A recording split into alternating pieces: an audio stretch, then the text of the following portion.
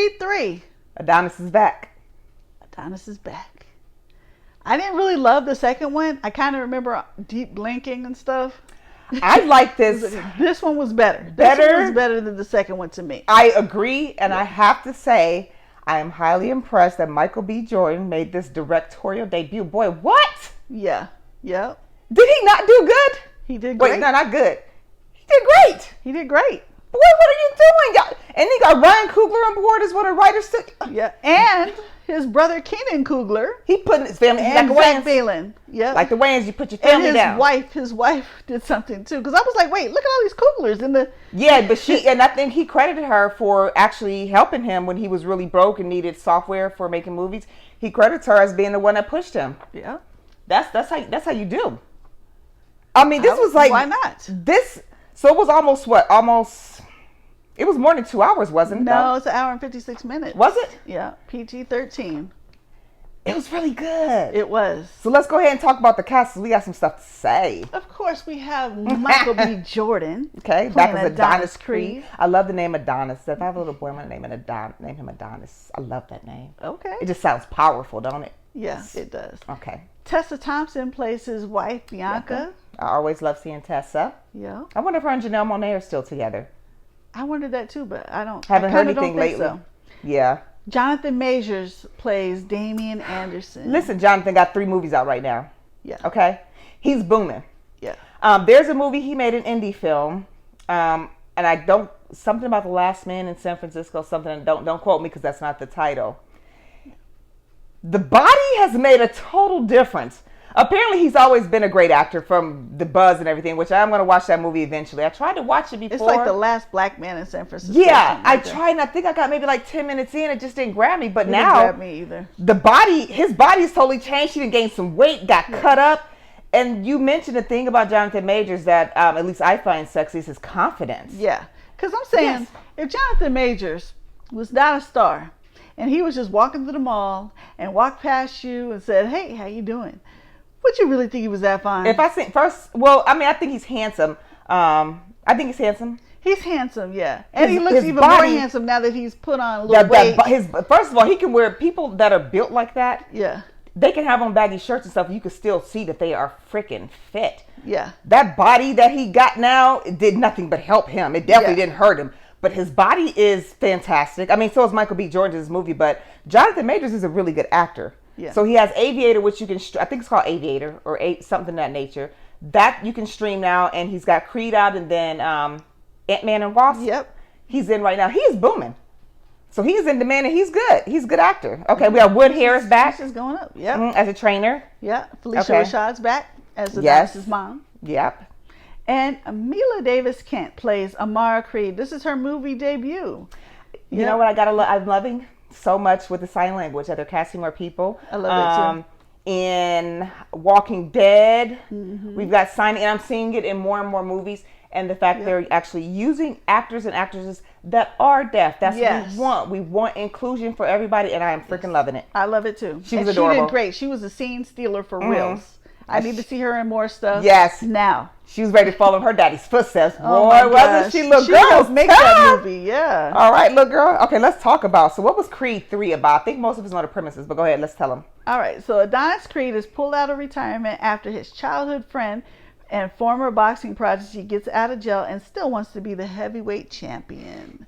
This was, so their background, I like the fact that we explored their background. Yeah. In here, him and his friend gets out. You can see all this in trailers. It was kind of like an origin story. Right. Which I think that's one of the things that made it really good. Yeah. Is that we went back, Adonis is done boxing, his wife's doing her music thing. Yep. They're chilling. He's got the family thing going on. Yeah. So his boy gets out of prison. They were childhood brothers, right? So they were childhood brothers, Damien, they call him Damon here. Yeah. He got arrested, goes down, doesn't hear from his friend forever. So the thing with him is, in this movie, and I've heard this a lot from athletes, that when you're in boxing or, other sports that are like this, if you're not disciplined, you can be good, but you have to be disciplined up here a lot because it's a trained sport. His anger is what his downfall. He was so angry about stuff that happened in his life, people that didn't support him.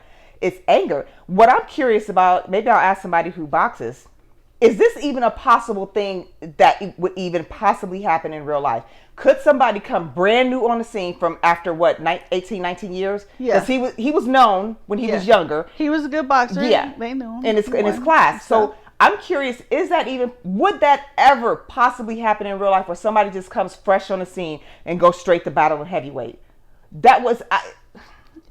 I'm guessing not, because people probably would be ticked off that they spent money. Yeah. Because you would probably think he's probably going to get beat. Yeah. Somebody coming just fresh out of jail just to fight. Right. You can fight, but you're not disciplined. You have to earn that. Exactly. And I think that's what it is. I'm just curious. Maybe one of you guys can tell us, if you're a boxer, if that would ever happen. I mean, it worked out in here, but I'm really curious. Yeah. But so he had to get back in shape again, because he was out of shape.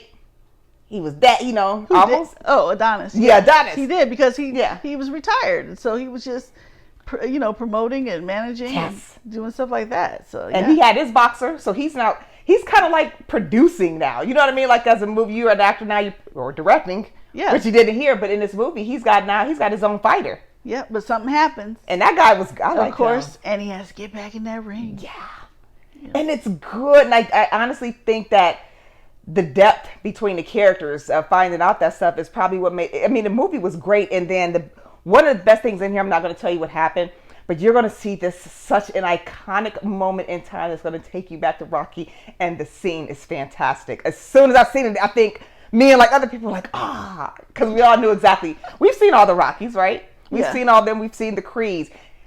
The iconic moment in there is great because it paid homage, to when we had Rocky and Apollo Creed. It pays that homage. But what's the issue with Sylvester Stallone? It sounds like let's talk about it sounds a little, he's salty. I don't understand I don't know. What happened behind the scenes? Because usually we would assume. This is what I found. It would be at least a scene, at least a cameo. I quote from the internet. Okay. Internet. Sylvester Stallone spoke to The Hollywood Reporter about not reprising his role as Rocky Balboa in this sequel. That's a regretful situation, because I know what it could have been, Stallone told THR's James Hibbert. It was taken in a direction that is quite different than I would have taken it. It's a different philosophy. Producer Irwin Winkler's and Michael B. Jordan's. Stallone said of the movie to THR, "I wish them well, but I'm not much more of a sentimentalist. I like my heroes getting beat up, but I just don't want them going into that dark space. I just feel people have enough darkness." Stallone also revealed in the interview that despite having created Rocky Balboa, he has never had any rights to the character, despite asking Winkler. "It's never going to happen," Stallone said. "It was a deal that was done unbeknownst to me by people that I thought were close to me, and they basically gave away whatever rights I would have had. At the time, I was so excited to be working, and I didn't understand this is a business," he continued. That's been a long time ago. Things were a lot different back then. Who knew Rocky would go 45 years? I've never used one line of dialogue from anyone else, and the irony is that I don't own any of it. The people who have done literally nothing control it. Wow. I'm not an executive producer on the Creed movies. Ryan Coogler is. Michael B. Jordan is. Winkler and fellow producer Robert Chardoff's children are. Not mine. I'm the only one left out. There's some little drama going on behind the scenes. And it sounds like a little bit of saltiness, but I don't know what the deal is. Call it salty, because it's true. When he first got into it, he didn't know it was going to go to 45 years. He didn't know. No, that's fine. Like but he when sounds you get like a record deal and you get a bad deal. It's kind that's of what I'm saying. But back then, a lot of things were different. A lot of people probably didn't have proper entertainment attorneys. Yeah. That's one thing. But he sounds like he's salty about it here. But it's not. It doesn't belong to him. It doesn't. That's like. So remember, we were talking about music, and somehow some artists steal music, right? So if I sing a song that somebody else wrote, 20 years later, you take that song and do the same thing. Like, look at. I can't come and say, "Hey, how dare you steal I didn't write the song, so I don't have rights to it. So why am I going to be salty that you did it?" Like, look at Metro Boomin and The Weeknd. I don't want to know. And then they had the nerves to rename it, even though they're singing the same exact words. Oh my gosh. Why? The fact that you just said that, because for the past 3 weeks, I hear that song on the radio on 101. All the time. I'm like, I cannot. And it's funny because sometimes they play one version and then every once in a while they play the Mario Winans version. Didn't even know that these were two different people until this month. And I'm like, if I hear this song one more time, because here's this version. And who is this? Yeah. I didn't know until the past month. And why do they keep playing that freaking song over and over and over? It's driving me nuts. It's a new hit, even though it came out in 1990. That's what I'm like. Wait a minute. How is this new? Whose version is new? Yeah. The Weeknd's? Metro Boomin and Weeknd. Yeah. I don't want to hear the song ever again. And the fact that you just said that is hilarious. I can't take hearing that anyways. Right. I get what he's saying as far, but that's kind of a thing between your entertainment attorney, your agent. Now people know this type of stuff. Right. But who would have thought that boxing movie, because typically boxing movies didn't fare extremely well at the box office. Yeah. This one has exceeded expectations, period, for sport movies. Yeah. So where are they at right now for opening weekend? 58.7 million in North America and 41.8 internationally, making it not only the biggest opening film for the Creed trilogy, but the biggest domestic opening for a sports movie ever. Yep, I told you, because I read that a couple years ago that sports movies didn't typically do fantastic at the box office. I saw like another interview with Stallone, and he was like, at this, at a certain point in the movie, when he was thinking that maybe he was going to be in this one, he's like, I would have just been there, like, okay, go ahead and spit in this bucket. Just a cameo is what I was expecting, but he would have just been that. So he's like, it's whatever, they could take it whatever. And at this point, I mean, after all the Rockies and then the Creed started, you have to move on with the story at some point. I mean, it can't stay, which is why this one is doing so well, because they had Rockies to be fighting. So, and maybe they'll bring them back. They didn't kill him.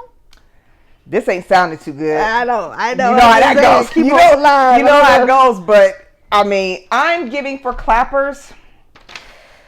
Whew. I'm going to go with the 4. What about you? I'm going to give it a strong 4. Okay. I agree.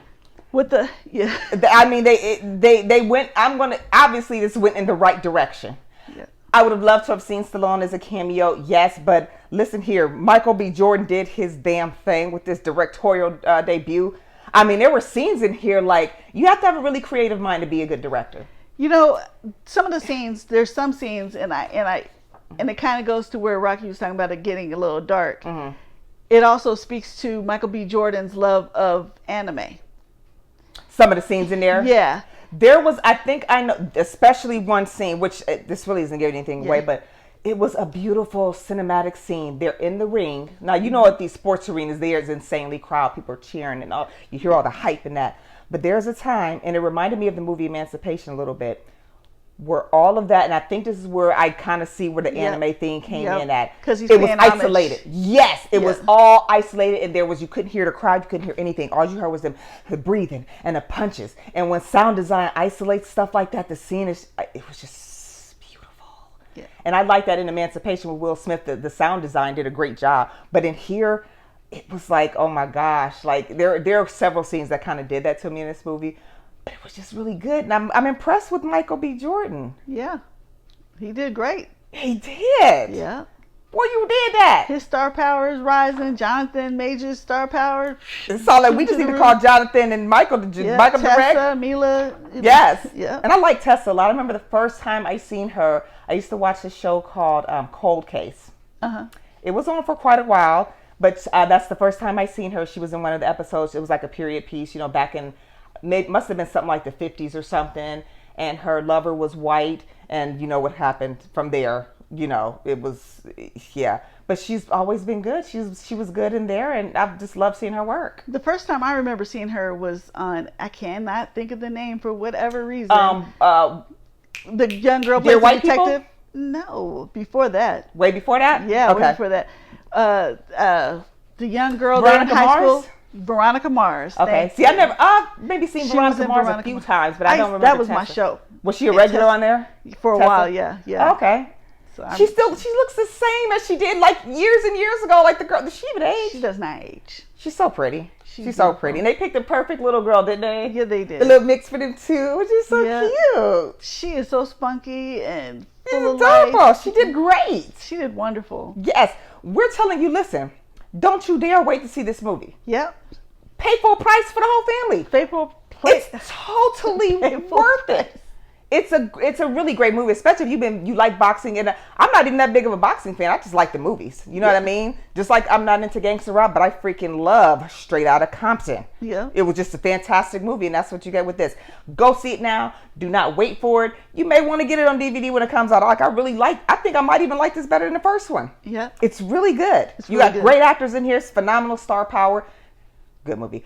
Go see it right now. All right. So there you have our review of Creed 3. Don't forget, we are on Facebook, YouTube, Instagram, and Cash App if you want to make a donation. And anything is also, appreciated. you're probably like, what shirt is Jules wearing? Oh, wait, let me do it. Wait.